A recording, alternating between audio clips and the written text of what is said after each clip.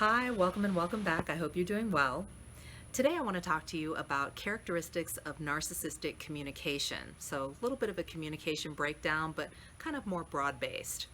And I thought of several elements of narcissistic communication that I wanted to share with you, and you may think of some others. If so, drop them in the comments below. I'd love to hear your take on this. Narcissists have a very interesting way of communicating, and it tends to lack depth, and it may be non-specific, and it may be confusing to say the least. And some of the specific characteristics that I thought of are: one, it tends to be vague or cryptic. And I remember growing up listening to my dad try to have conversations with my mom, or trying to communicate things to her, especially if he they involved feelings, or something of significance, or something that involved depth. He would be very cryptic in the way that he would communicate things. And also too, because he was sneaking around and trying to avoid having us figure out that he was struggling with addiction, specifically me and my younger brother. He was very cryptic in his communication, very vague, and it was really frustrating to listen to, actually.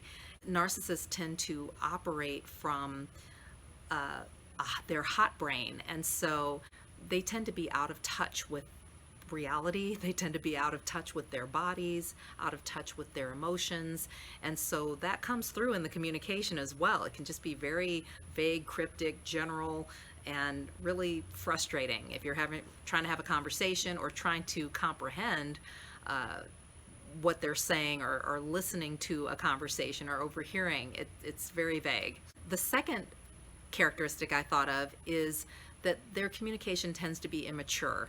And narcissists often have childhood traumas that they've experienced, and a lot of times, even as adults, they can be stuck in that space where they were when they were originally traumatized, that may be even compounded by other traumatic events that they experience on their way to adulthood. And as a result, they can come across as very immature, and this can be frustrating as well. They can be very childlike in their communication, lack depth, and lack a sophistication in their communication. They could be very intellectual, but maybe on more of a surface level, but because there's a disconnect with the body, with the emotions, that goes along with the childhood trauma that they experienced, or those ACEs, those adverse childhood experiences. The third thing that I thought of was that narcissistic communication can tend to be emotionally charged, which is ironic, because oftentimes they will really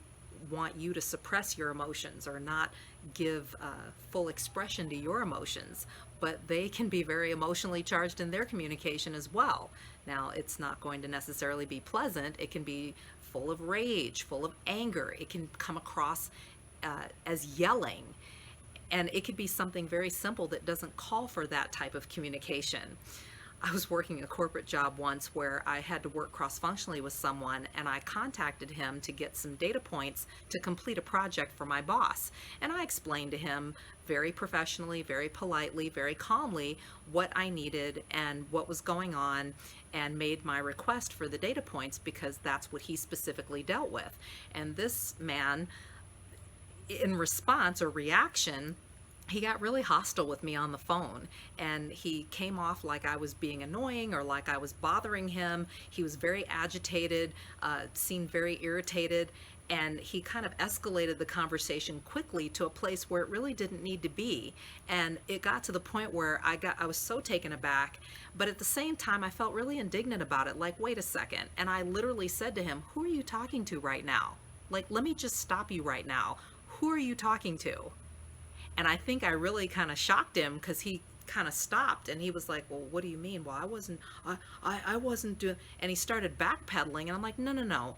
You were rude, and this is unnecessary. I'm trying to work with you to get this done, as I explained, and you're taking this somewhere where it does not need to go." I found out later that the organization in its entirety was being run by toxic individuals, and there was definitely a trickle-down effect to that toxicity. And that guy's department might have been on the hot seat that particular day or that particular week, or been on the receiving end of the toxicity from the higher-ups, and he was paying it forward to me as I made this simple request, and politely. The fourth thing that I thought of is that narcissistic communication may consist of mixed media. And what I mean by that is narcissists often deal with multiple sources of supply.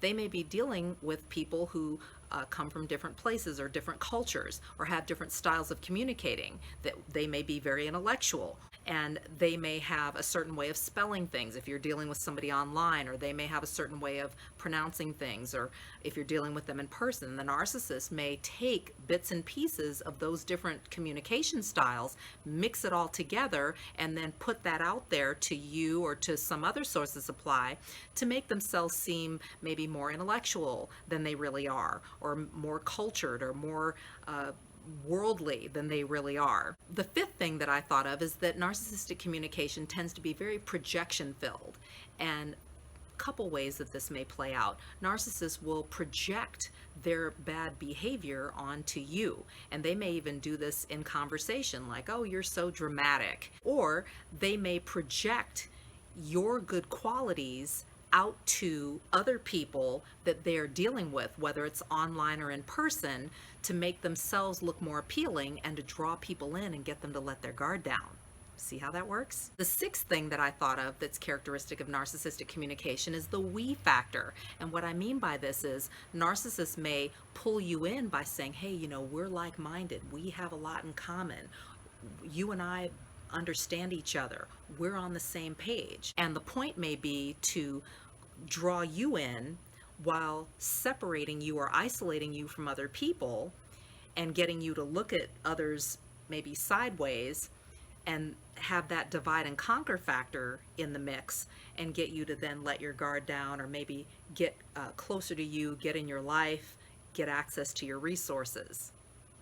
The seventh thing that I thought of is that narcissists may use godly references in their communication. If they think that someone maybe online on a dating app is looking for a good Christian man or woman, they may use godly references in their communication to make themselves look more appealing, even virtually, and draw people in so that they can get access to them, access to their resources, take advantage of them. They may speak a lot about God, or maybe even attend church, serve in different capacities to give the appearance of godliness without the depth. Again, the point is to draw you in, to get you to let your guard down, to appear better than maybe they really are, so that they can gain access to you by earning your trust, and then use you as a source of supply. What other characteristics can you think of narcissistic communication? I would love to hear your thoughts on this and hear what other characteristics that you can think of. Comment below with those. So, do your due diligence, make sure that you are fully vetting people and fact checking and even background checking. You're not alone and you're not crazy. Know who you're dealing with, know who you are. Take care, and I'll talk to you soon. Bye-bye.